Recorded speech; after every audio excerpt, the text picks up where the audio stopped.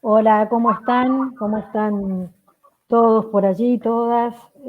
Voy a empezar pidiéndoles un poquito de disculpas por mi voz. Tengo la voz bastante cansada, creo que como la de muchas de ustedes, ¿no? Porque estamos todo el día hablando, más que de costumbre, mira que los docentes hablamos bastante, pero últimamente esta situación nos obliga a hablar casi todo el tiempo. Así que en algún momento por ahí se me va a caer un poco la voz. En ese caso, les pido muchas disculpas. Está claro que nosotros estamos viviendo tiempos extraordinarios. Lo que está pasando es extraordinario. Voy a tratar de reflexionar un poquito sobre eso. No soy la clase de persona digamos, que le gusta mucho la idea esa de que toda crisis trae una oportunidad. No tengo dudas de que en las crisis hay oportunidad, pero en las crisis también hay crisis. Esto es sufrimiento, miedo, angustia, preocupación. Y nosotros estamos viviendo en este tiempo extraordinario una situación de la que no sabemos muy bien cómo vamos a salir. Y yo no querría que esta conversación sobre educación que vamos a tener en este rato, esta conversación sobre cómo nos manejamos en este tiempo de suspensión de clases presenciales, se, se nos convierta en una burbuja en la que se nos olvida de pronto lo que está pasando afuera, lo que está pasando acá nomás, donde nosotros mismos vivimos. En ese sentido, quería acercar una palabra de acompañamiento, no de acompañamiento pedagógico, sino de acompañamiento humano a todos nosotros que estamos viviendo algo extraordinario y estamos tratando de aprender a lidiar con ello, ¿no? ¿Por qué digo que estamos viviendo tiempos extraordinarios? Porque estamos experimentando a escala mundial una desescalada de los sistemas escolares. La escuela que funciona todos los días, a la que, como ustedes saben, queremos que los chicos, que las chicas vayan a diario, las escuelas están cerradas prácticamente en todo el mundo. Hay pequeños retornos, las imágenes que ustedes están viendo son de algunos de los pequeños retornos que están ocurriendo, la mayor parte de ellos en China, donde esta situación comenzó. Las escuelas están volviendo de a poquitito a abrirse, pero por lo demás, en el resto del mundo las escuelas están cerradas y según la UNESCO hay 1.300 millones de chicos, de chicas, de adolescentes que deberían estar en la escuela y no lo están. Y esto es así porque el encuentro se volvió un riesgo, la escuela es un lugar de encuentro y entonces de una manera que para nosotros los educadores es difícil de aceptar, pero hay que comprenderlo así, no ir a la escuela hoy es parte de las políticas de cuidado. ¿Quién podría haber dicho, no? Que no ir a la escuela formara parte de las políticas de cuidado? Estamos también lidiando con esa suerte de contrasentido para lo que es nuestro pensamiento pedagógico más frecuente. Eh, lo primero que me suscita la situación en la que nos encontramos es una reflexión acerca de que no todo lo que pasa en esta situación es nuevo, no es todo nuevo. Es cierto que hay muchas cosas raras, por ejemplo, esta escena es rara, es cierto que 1.300 millones de chicos que no van a la escuela es raro, pero algunas de las cosas que pasan en realidad son profundizaciones de situaciones que ya conocíamos. Por ejemplo, estos días escuchamos mucho la preocupación porque el cierre de las escuelas y el intento de desplegar la educación en la virtualidad profundice la desigualdad. Pues bueno, la desigualdad estaba presente desde antes, por supuesto que hay un riesgo de que la desigualdad se profundice, pero no es que teníamos una situación igualitaria y de pronto la pandemia produce la desigualdad. Pienso, por ejemplo, en la preocupación que tenemos muchos de nosotros por la desconexión, por aquellos que no se pueden conectar o que se conectan muy esporádicamente, y no es muy ajena o muy lejana a nuestra preocupación por la inasistencia. Podríamos asimilar la desconexión a la inasistencia, que, como bien sabemos, no siempre es voluntad de los chicos y las chicas, es muchas veces consecuencia de las difíciles situaciones en las que viven. una cosa más que se profundiza, ¿no? La preocupación por cómo asegurar que todos avancen al mismo ritmo. Bueno, esa idea del aprendizaje monocrónico, esa idea de la monocronía está en crisis también en las clases presenciales. No es que esto nos produce una condición que crea un problema que no teníamos. Por supuesto, entiendo perfectamente que lo que está ocurriendo ahora, como decía hace un ratito, es extraordinario y genera otras condiciones, pero querría decir que una parte de lo que pasa es que algunos problemas que ya teníamos se nos hacen muy visibles, muy manifiestos, ¿no?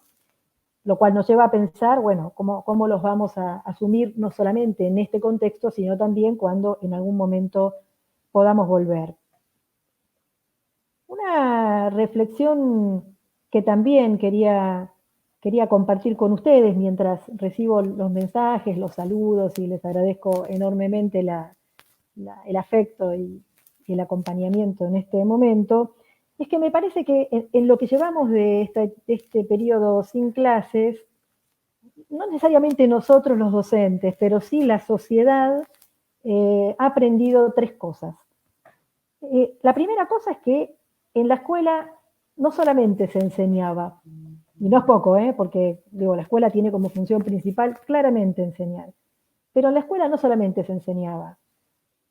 A ver, en el video que se pasó al comienzo se veía cómo las escuelas están funcionando como lugares desde los cuales prestar asistencia a las familias que se encuentran en situación de mayor vulnerabilidad. Eso también ocurría antes, pero me parece que se pone en valor, y hemos aprendido de una manera bastante dramática, por cierto, que la escuela, ese lugar de encuentro del que yo hablaba hace un ratito, es un lugar donde pasan otras cosas, donde se aprende a estar con otros, donde se aprende a vivir con otros que vienen de realidades, de familias, de culturas, de creencias diferentes de la nuestra.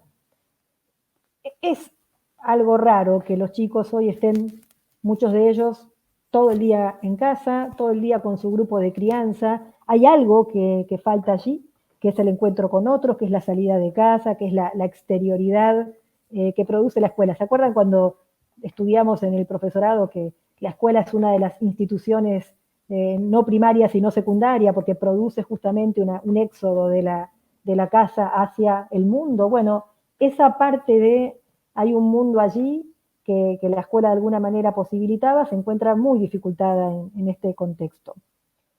La segunda cosa que me parece que la sociedad está aprendiendo, y yo me alegro profundamente de este aprendizaje, es que enseñar es una tarea especializada. A veces la gente piensa que enseñar es una tarea sencilla, que cualquiera puede hacerlo.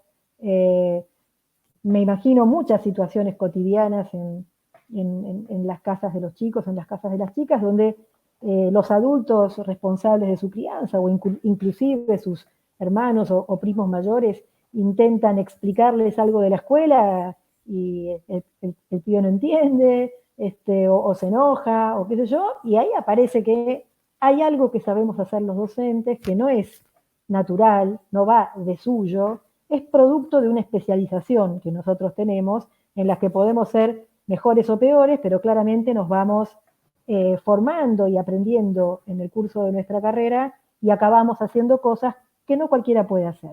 No cualquiera logra que alguien entienda algo complejo, no cualquiera logra que alguien se conecte con un tema enteramente nuevo. Y la tercera cosa que me parece que aprendimos es que disponer de tecnologías no es disponer de didáctica. ¿Qué quiero decir con esto? Sabemos que hay muchos chicos que no tienen dispositivos y que hay muchos chicos que no tienen conectividad. Y hay muchos maestros y muchos profesores que no tienen dispositivos o no tienen conectividad.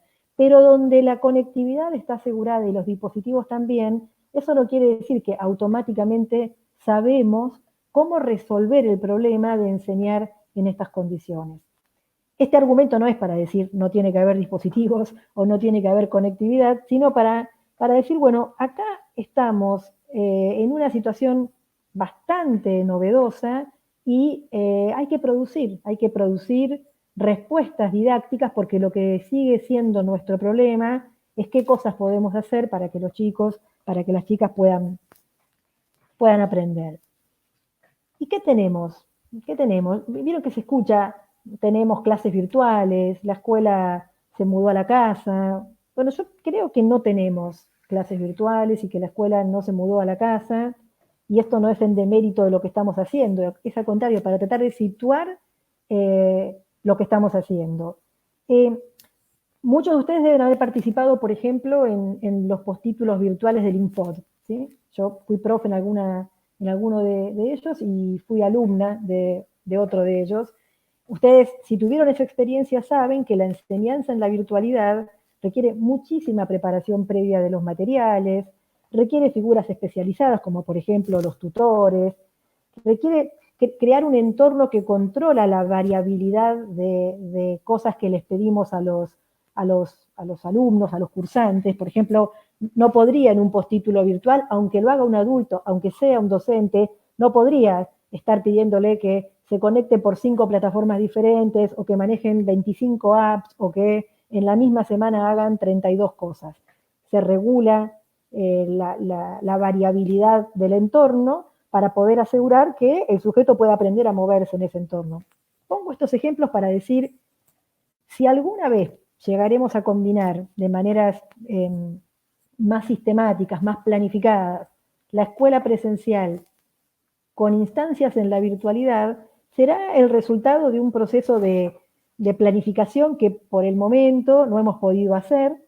Ustedes se habrán dado cuenta que los primeros días sin clases presenciales salimos todos bastante rápidamente a tratar de suplir de este modo, del modo en que lo estamos haciendo ahora, la situación de clase, y todos podemos reconocer que lo que logramos es algo que puede ser interesante, pero que no es la situación de clase. Esto que tenemos es otra cosa. Por suerte lo tenemos, ¿eh? Ayer leía una reflexión que señalaba, si esto hubiese ocurrido hace 15 años, no tendríamos ni siquiera esto, no tendríamos ni siquiera esta posibilidad de que, así como yo estoy ahora hablando para ustedes, ustedes puedan estar hablando para sus estudiantes o mandándoles una tarea por PDF u organizando con el grupo de sala de 5 alguna cosa que hagamos juntos a la manera de una ronda. Y también está bueno recordar que hay muchos y hay muchas que no lo pueden hacer porque no están conectados, porque no tienen dispositivos o porque las condiciones de su vida cotidiana hacen muy complicado que puedan sostener una situación como esta. Para esto se requiere tranquilidad, se requiere silencio, se requiere disponer con exclusividad del dispositivo, y hay muchas situaciones en las cuales esto no es posible. Bueno, entonces si lo que tenemos no son exactamente clases virtuales, ¿qué es lo que tenemos? A mí me parece que tenemos educación en el hogar comandada por la escuela, que no es lo mismo que tener clases virtuales y que no es lo mismo que homeschooling o educación en el hogar. Esta no es una situación elegida, no es que estamos decidiendo que es mejor que los chicos estén en casa cuando aprenden. No es algo que diríamos casi en ninguna otra circunstancia, si no fuera por aquello que yo planteaba al comienzo, que es, bueno, en este contexto, no ir a la escuela forma parte de las políticas de cuidado. En este contexto en el que no ir a la escuela forma parte de las políticas de cuidado, bueno, tenemos educación en los hogares comandada por la escuela. Ha tomado principalmente la forma de asignar tareas, recibir las tareas, corregir las tareas, hacer devoluciones, y los que se van animando o tenían más experiencia previa con entornos como este, por ejemplo, arman encuentros con todos sus alumnos o con grupos más chiquitos, envían mensajes de audio, graban videitos con su celular, tratando de sostener una relación educativa, tratando de sostener una relación pedagógica con alumnos y con alumnas que en muchos casos, salvo que vinieran de, por ejemplo, de la unidad pedagógica en primer y segundo grado, o que, no sé, tuvieran alumnos de varios años en una misma escuela secundaria, con alumnos y con alumnas a los que acababan de conocer. No es lo mismo que esto haya ocurrido apenas comenzadas las clases que lo que ocurrió, por ejemplo, en los países europeos, en los que las clases se detuvieron o se interrumpieron después de varios meses de estar en la escuela. Ayer leía en el diario Página 12 a una maestra, Lara Nesis, que fue entre otras cosas, alumna del Normal 7, donde yo trabajé hasta el año 2015, Lara decía que como ella tiene la unidad pedagógica de primero y segundo, tiene la suerte que conoce a sus alumnos. Bueno, a la mayor parte de nosotros no nos ocurrió esa suerte y entonces estamos tratando de conocerlos, estamos tratando de establecer un vínculo, estamos tratando de retenerlos y de mantener esta conversación, que es la conversación escolar, que no es la misma que se puede mantener en la casa, digamos, ¿no? Esta educación en el hogar comandada por la escuela genera algunas preocupaciones. Yo no voy a poder resolver las muchas preocupaciones que ustedes tienen. Por ejemplo, alguien me pregunta, ¿y los que hay que alfabetizar? Bueno, probablemente sean de los primeros que cuando se pueda volver tengan que volver, porque nosotros podemos con este medio hacerlos participar de un entorno donde se lea y se escriba porque lo hacemos nosotros podemos modelar algunas prácticas de escritura por este medio, pero está claro que no es la misma situación que tendríamos si estuviéramos en la escuela. Entonces, claro, esta situación suscita algunas preocupaciones que son de distinto orden, ¿no? Por ejemplo, la primera preocupación es la de los y las desconectados, ¿no? Los que no pueden, no quieren o no saben cómo hacer para mantener la conexión por estos medios. La mayoría no puede y eso nos preocupa y nos hace pensar algo que leía en un documento español la semana pasada que decía, bueno, cuando nosotros volvamos a la escuela, una de las primeras cosas que hay que hacer es invertir muy seriamente para mejorar el piso tecnológico del que partimos por si algo como esto vuelve a ocurrir.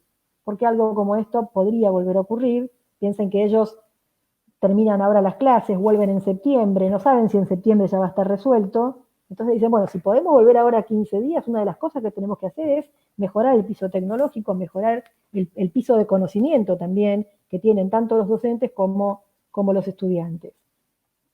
Otra cosa que nos preocupa, a mí me preocupa mucho, es que no todo se puede enseñar online. Hay gente que no piensa igual, ¿eh? Hay gente que piensa que con las adecuaciones del caso todo se puede enseñar online. Yo creo que hay cosas que tienen una complejidad tal que requieren la copresencia, requieren la explicación detenida, requieren sentarte al lado a ver cómo lo está resolviendo, requieren que manejen herramientas, que manejen instrumentos, que utilicen cosas y que vos puedas intervenir en esa utilización. Y entonces nos preocupa a muchos aquellas cosas que no se pueden enseñar online. Y yo sobre esto diría, bueno, hay que tratar de identificarlas y dejarlas para cuando volvamos a estar juntos.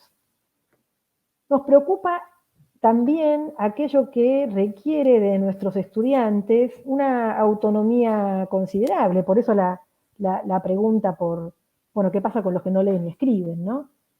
¿Cuánto pueden hacer de lo que nosotros les podemos proponer? O más bien, ¿cuánto le podemos proponer considerando que no manejan o que no dominan todavía, no sé, el sistema de escritura como sistema de representación? Entonces, nos preocupa aquellas cosas que requieren una autonomía, unos aprendizajes previos que los chicos no tienen, o que requieren un tipo de apoyo que no estamos muy seguros de que ellos y ellas puedan tener, porque puede ser que algo con un poco de ayuda se pueda hacer, pero como enseñar es una tarea especializada, no siempre la ayuda que pueden dar quienes participan con nosotros de esta tarea educativa es la ayuda oportuna. Y esto no es para nada en desmedro de lo que las familias puedan estar haciendo, sino reconociendo que a veces se requiere una intervención precisa, a veces se requiere interpretar la pregunta de un niño con todo lo que nosotros, los docentes, sabemos que esa pregunta puede significar en términos de sus esfuerzos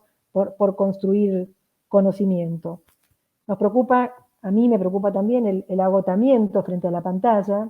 Es una pregunta cuántas horas pueden pasar los chicos y las chicas frente a la pantalla.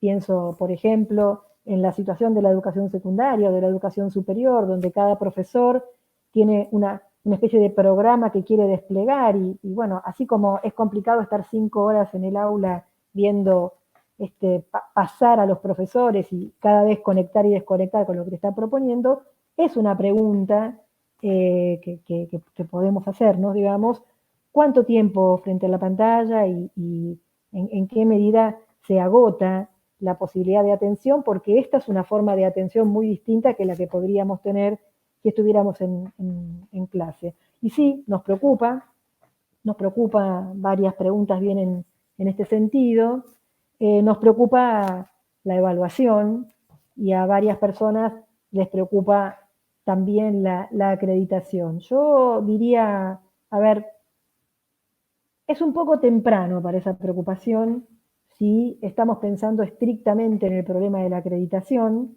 Nosotros estamos en el comienzo del ciclo lectivo, tal vez estaríamos hace 15 días terminando una especie de etapa de diagnóstico y de conocimiento de nuestros alumnos, de nuestras alumnas.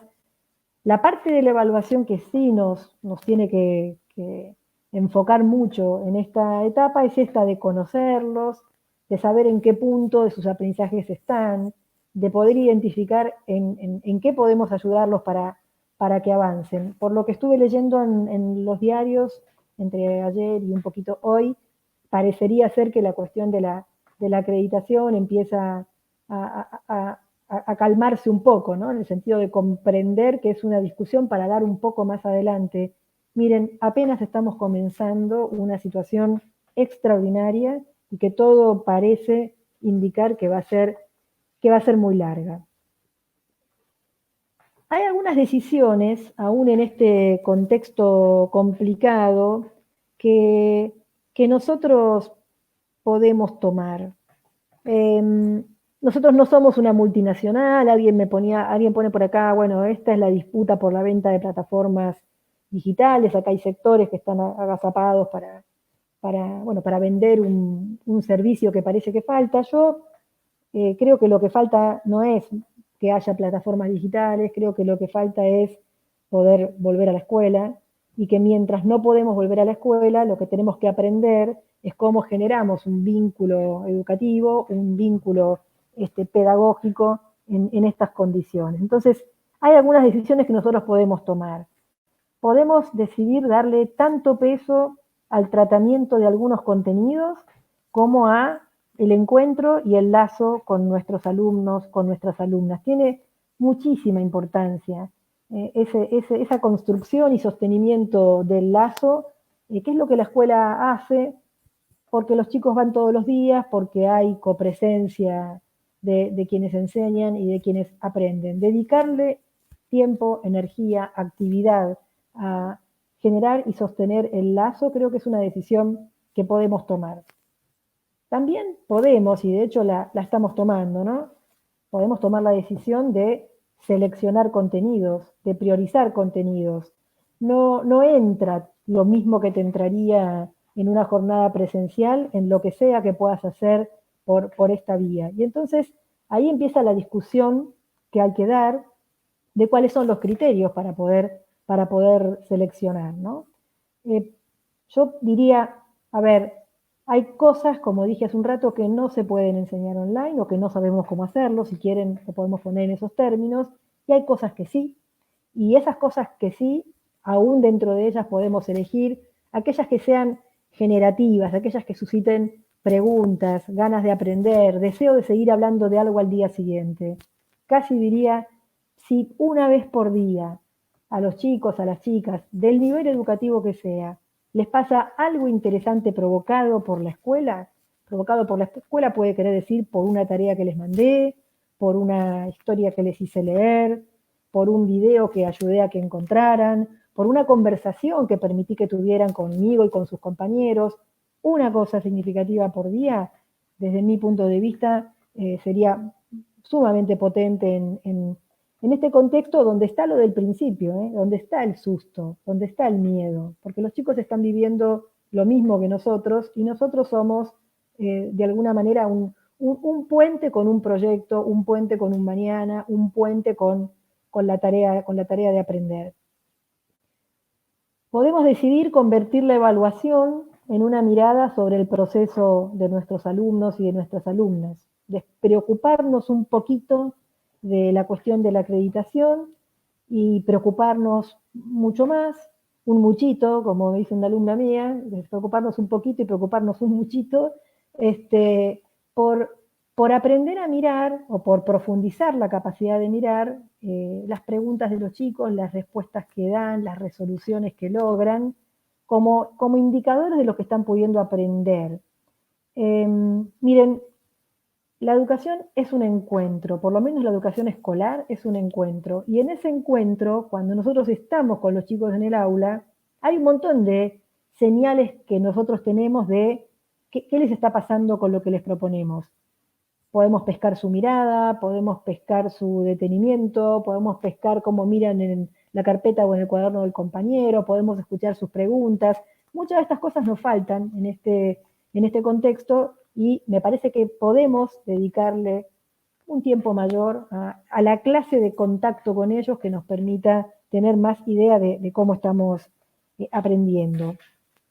Para aquellos que tenemos que trabajar varios con los mismos sujetos, pienso en los profes de secundaria y en los profes de superior, pónganse del lado del estudiante, imagínense que yo soy la estudiante y que tengo 8 profesores que tienen que darme materias de primer año del profesorado. Bueno, los que tenemos que trabajar con los mismos grupos podemos hacer algunos acuerdos.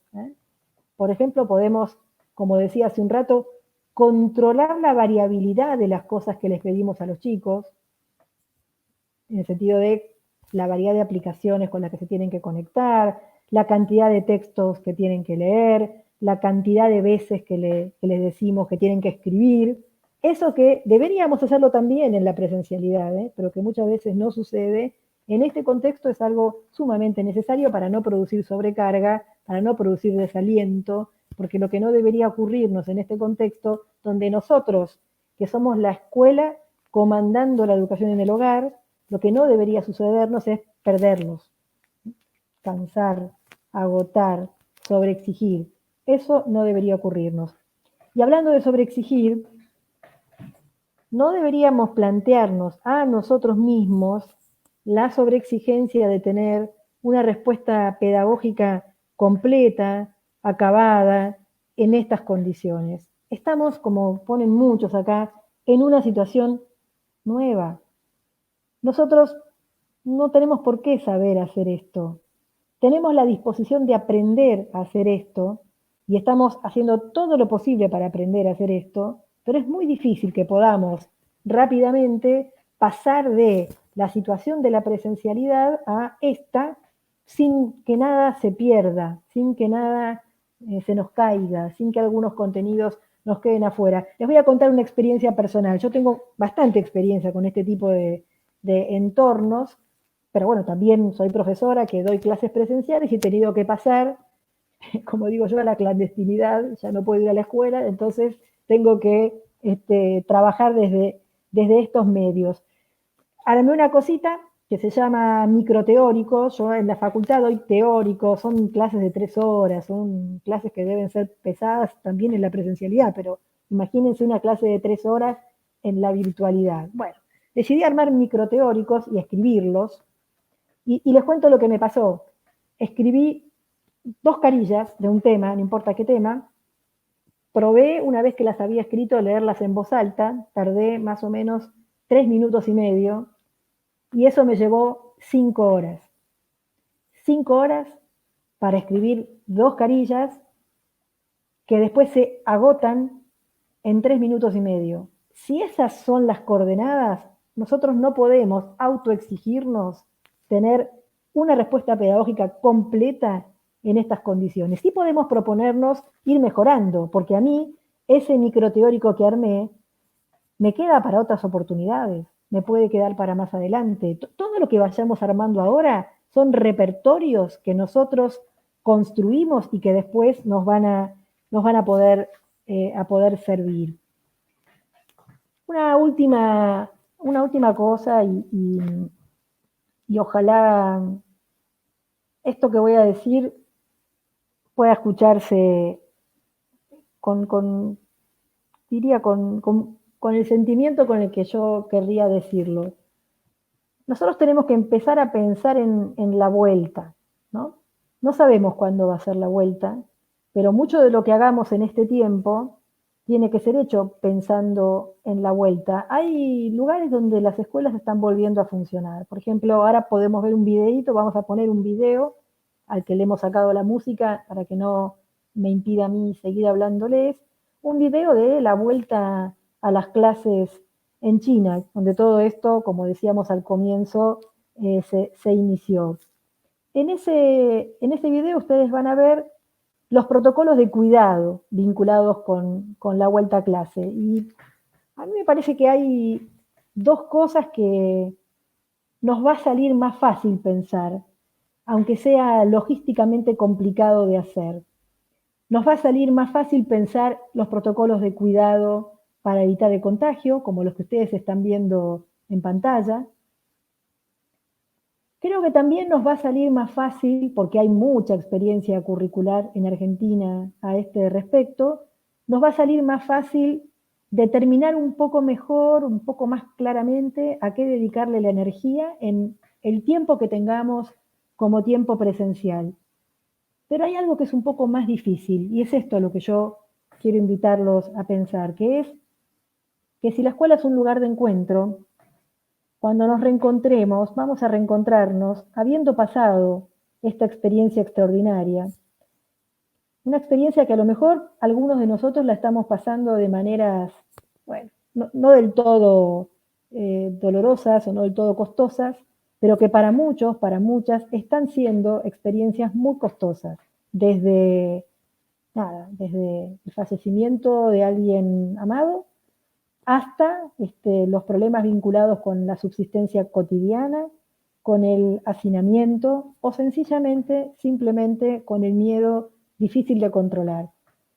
Si la escuela es un lugar de encuentro, y la escuela es un lugar de encuentro, tenemos que prepararnos para ese encuentro, para compartir las experiencias que estamos teniendo, para llevar nuestro registro de la experiencia y para escuchar otros registros de esa misma experiencia, para elaborarlas juntos, porque eso también es la escuela. La escuela no es solamente el currículum, la escuela no es solamente en el futuro los protocolos de cuidado respecto al contagio. La escuela va a ser el lugar donde volvamos a encontrarnos con otros que no son aquellos con quienes habremos vivido la cuarentena, volveremos a encontrarnos con otros y tendríamos que tener la oportunidad de elaborar la experiencia.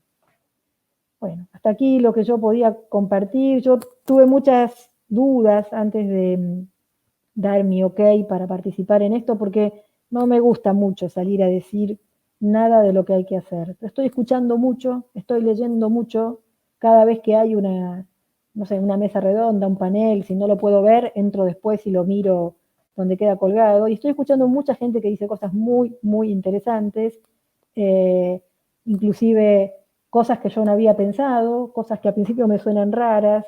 Bueno, me da un poco de pudor compartir con ustedes todas estas reflexiones, pero creo que estamos viviendo tiempos extraordinarios y, bueno, si me equivoco un poco, sé que van a saber perdonar.